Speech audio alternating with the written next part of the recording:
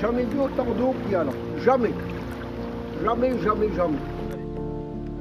Qu'ont en commun l'Epte dans l'Eure, la Divette dans le Calvados ou la Maroisse dans l'Orne? Ces cours d'eau ont causé des inondations ces derniers mois. Les communes tentent de faire face à ce risque grandissant. Dans la vallée de la Brelle, on se penche sur la question depuis longtemps déjà. L'eau a toujours été une alliée dans cette vallée, source d'énergie gratuite et disponible. Pierre-Marie, comment est-ce que ça a été aménagé ici? On est sur une partie complètement canalisée de la Brelle qui naturellement fait plutôt une dizaine de mètres de large. On a mis en hauteur ce canal pour récupérer de la pente afin d'alimenter une chute de moulin qui se situe un petit peu plus bas.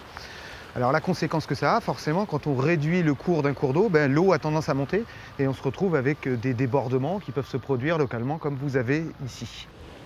Les moulins ont disparu, mais les habitations se sont multipliées au fil des ans, rognant toujours plus les berges du cours d'eau.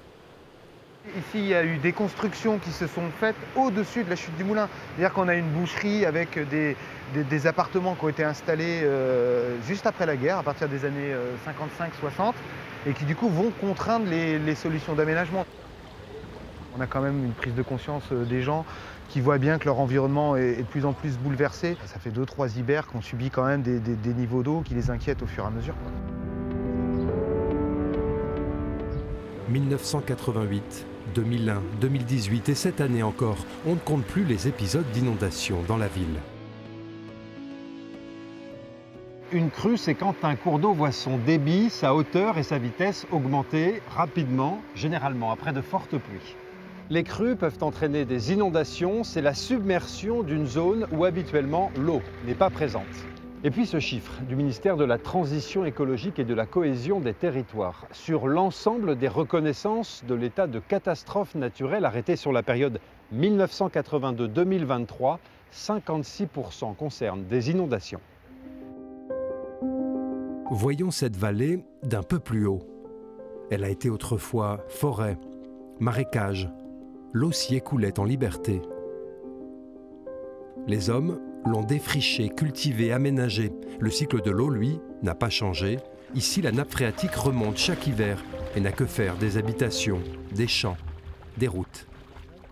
Les gens ont parfois du mal à comprendre qu'on a un climat en évolution. Ils ont tendance à penser que les recettes d'hier, qui étaient souvent de l'entretien, du curage, du merlonnage, étaient la solution. Ici, le syndicat proposera bientôt aux communes de surélever la route afin que l'eau s'écoule et rejoigne cette zone humide qu'elle ne peut atteindre aujourd'hui.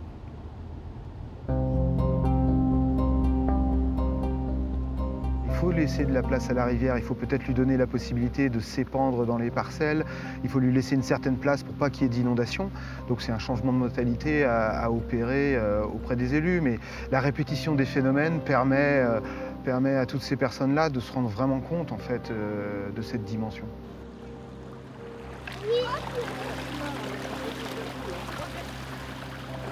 Les zones humides sont encore l'un des piliers de la lutte contre les inondations. Dans la vallée de la Brelle, elles ont diminué de moitié depuis les années 60. Il faut le rappeler, chaque année dans notre région, des centaines d'hectares de champs, de forêts sont artificialisés. Or, plus on construit, plus le risque d'inondation augmente. Pourtant, selon l'Observatoire national des catastrophes naturelles, 64% des Français de métropole résidant dans une commune exposée au risque d'inondation l'ignorent.